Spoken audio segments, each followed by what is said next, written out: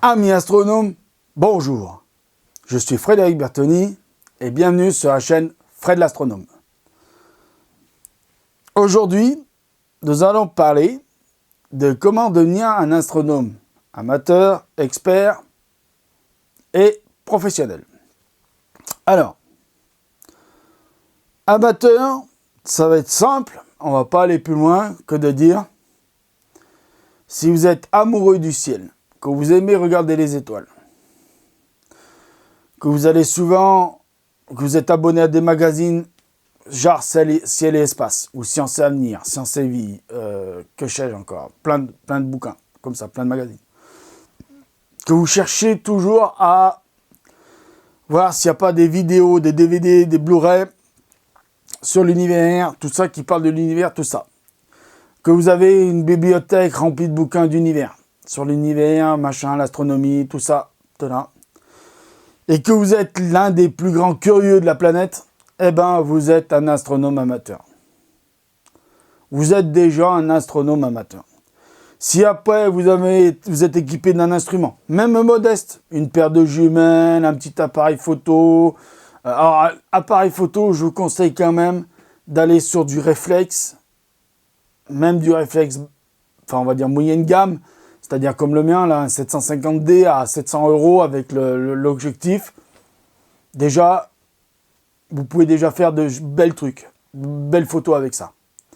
Allez voir le studio de poche de Thierry Arnaud, de Arnaud Thierry, excusez-moi, de Arnaud Thierry. Alors, studio de poche Arnaud Thierry sur YouTube. C'est une chaîne d'un photographe professionnel. Il vous expliquera mieux que moi pour les photos du ciel nocturne. Mais il vous dira qu'avec un simple appareil, comme le mien, 750D, bon, avec un objet d'origine, ou même avec... il est où mon petit objet, là? Ah là là là là là là. J'ai pas mon... Ah, je l'avais pas sorti du sac. Excusez-moi. Ou même avec ce genre d'objectif, là. 50 mm, ouverture jusqu'à 1,8. Hein? Et ben déjà avec ça, et éloigné des lumières de la ville, vous pouvez déjà faire de belles photos. Voilà, je vous l'ai ouvert. Ah, bel objet. Déjà, ça coûte... Alors pour certains, ils vont peut-être dire oui, ça coûte un bras. Pour d'autres, ils vont dire c'est pas trop cher. Je crois que je l'ai payé à peine 100 €. C'est un 50 mm. Il ouvre 2,8, 1,8. Voilà. De chez Canon, parce que je suis canoniste, hein, pour faire un jeu de mots. Voilà. Donc, vous êtes déjà, même si vous n'avez pas tout ce que je viens de vous dire, vous aimez aller dans la nature, la nuit, regarder le ciel, quand on peut, vous êtes déjà un astronome amateur. Voilà. Pour devenir un astronome expert comme moi, alors, il ne faut pas forcément avoir fait des grandes études, mais c'est mieux. C'est mieux. Si vous avez été jusqu'au bac, c'est mieux. Parce que j'en ai bavé pour devenir astronome expert. Bon, voilà, il y en a qui deviennent astronome expert en 5 ans. Moi, j'ai mis 10 ans. Donc voilà, j'ai vraiment bavé. Et il a vraiment fallu que je fasse beaucoup d'études par moi-même. Donc voilà. Mais je vous conseille de suivre les filières scientifiques à l'école, tout ça. Faites les études, quand vous avez fait le bac S. Bon, et ça vous servira aussi pour ce que je vais vous dire sur l'astronome professionnel. À la suite de ça, il faut aller voir les clubs d'astronomie. Autour de chez vous, vous devez en avoir forcément un. Vous allez sur AFANet, je crois que c'est AFANet, ou vous tapez AFA, ou vous tapez sur votre moteur de recherche Google, Association française d'astronomie. J'essaierai de vous mettre en bas le site internet. Vous avez, je ne sais pas combien de clubs répertoriés dans tous les départements de France. Je vous conseille d'aller dans des clubs répertoriés par l'AFA. Pourquoi? Parce que vous pourrez être formé à devenir un astronome expert. Ils vous formeront à l'expertise d'astronomie. C'est-à-dire à pouvoir travailler avec des astronomes professionnels. Voilà, je vous conseille vraiment d'aller, même si vous voulez être un astronome amateur, je vous conseille les clubs qui sont répertoriés par l'AFA. Je vous le conseille vraiment parce que pour moi, c'est les plus sérieux. Voilà. Les clubs qui sont répertoriés par l'Association française d'astronomie, c'est les plus sérieux. Voilà. Si vous suivez toutes ces formations, toutes ces recommandations, vous deviendrez, et vous avez fait de bonnes études, vous deviendrez un astronome expert. Normalement, en moins de 5-6 ans, vous pourrez commencer à faire du travail avec des professionnels. Alors, attention, ils ne vont pas vous confier de la recherche pure. Ils vont vous demander, peut-être, avec le club, de vous servir de certains instruments, experts, semi-pro, et que vous allez faire des observations, vous allez noter des données, et que ces données, vous allez les voir avec ces astronomes professionnels. Certains même viendront avec vous sur le terrain, parce qu'il y a de plus en plus d'astronomes professionnels qui en ont marre d'être derrière un écran d'ordinateur dans une salle blanche où le télescope, ils ne le voient même pas. Parce que le télescope, il est plus loin, dans un dôme, et il ne le voit pas. D'ailleurs, il y en a même qui l'ont peut-être même jamais vu, qui n'ont jamais été voir sous le dôme le télescope. Donc voilà.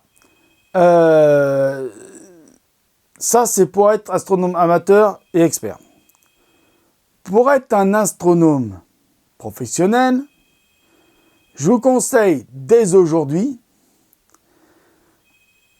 dès le collège, d'avoir les meilleures notes possibles. Et je ne vous parle pas d'avoir la moyenne, mais je vous parle d'avoir des 17, 18, 19, voire des 20 sur 20. Le plus possible des 19 sur 20, des 20 sur 20. Alors, dans toutes les matières, mais surtout en maths et dans les matières scientifiques, collège et lycée. Quand vous avez fait tout votre collège avec des bonnes notes, des 20 sur 20, des 19 sur 20, des 18 sur 20, des 17 sur 20, jamais en dessous de 17. Je vous conseille jamais en dessous de 17, surtout en maths et dans les matières scientifiques. Vous arrivez au lycée, vous vous dirigez tout de suite vers la filière scientifique. Seconde, première, terminale, vous le faites tout en scientifique. Et là, pareil. Jamais en dessous de 17 de moyenne. Jamais, jamais, jamais. Vous passez votre bac S et vous essayez de l'obtenir au maximum, au minimum, je veux dire, avec une mention. Tout ce que je viens de vous dire là, ça m'a été donné par un des astronomes professionnels avec qui je travaille. C'est son cursus scolaire. Il a eu son bac avec une mention très bien. Il a eu une moyenne au bac de 21,65. Après, il s'est dirigé donc à l'université Paris 7 parce qu'il voulait devenir astrophysicien. Donc pour devenir astrophysicien, vous allez à Paris 7. Mais vous pouvez aller dans d'autres universités en France. Il y a des filières d'astronomie. Dans pratiquement dans toutes les régions de France, vous avez au moins une filière d'astronomie. Et là, il faut aller jusqu'au master. Master, c'est 5 ans d'études. Au bout de 5 ans d'études, vous pouvez commencer à travailler sur une thèse. Vous avez à peu près 3 ou 4 ans pour faire votre thèse. Au bout des 3 ans, on va dire minimum, c'est-à-dire ça fera 8 ans d'études. Donc vous continuez à faire vos études universitaires pendant ces 3 ans. En même temps, vous travaillez sur votre thèse. Donc là, il faut un directeur de thèse, un sous-directeur de thèse et un souteneur de thèse. Bon, quand vous avez ces 3 personnes, vous pouvez commencer à travailler sur votre thèse. À la suite de ça, quand vous avez vos 3 ans, vous avez fait votre thèse. Vous avez écrit un mémoire. Minimum, alors, dans d'autres filières scientifiques, c'est 200 pages, mais là, en astronomie, le minimum, c'est au moins 500 pages. Vous allez vous envoyer votre thèse à 3 lecteurs. Je crois, oui, c'est 3 lecteurs. 3 lecteurs qui sont dans le domaine de l'astronomie que vous avez choisi. Si c'est des physiciens, ce sera 3 physiciens. Si c'est des astrophysiciens, si c'est un astrophysicien, ce seront des astrophysiciens. Et attention, pas n'importe qui, ce sont des professeurs en université. Donc, ces personnes-là vont lire votre thèse, et soit ils vont vous donner l'accord de soutenir votre thèse devant un jury, composé pareil, de 3 astrophysiciens, ou de 3 physiciens, ou de 3 astronomes, ou de 3 planétologues, ou de 3 exoplanétologues, suivant la filière que vous avez suivie. Il y en a d'autres filières, hein, mais bon, pour donner un exemple, si on ne vous donne pas l'accord, c'est que vous avez des corrections sur votre thèse à faire. Donc à ce moment-là, un conseil, prenez un an de plus. Si vous avez mis 3 ans pour la faire, ben, prenez la 4e année que vous avez pour la faire. Et à ce moment-là, vous redonnez en lecture, et en lecture, ça peut passer, cette fois, directement à la soutenance de la thèse. Quand vous avez, si vous allez, alors, la soutenance de la thèse, c'est bien souvent une formalité, on va dire. Mais attention, c'est que vous allez avoir 3 membres du jury qui sont des professeurs. Alors, si vous avez choisi l'astrophysique, vous aurez 3 professeurs en astrophysique devant vous, qui vont déjà vous demander de faire un résumé oral de votre thèse.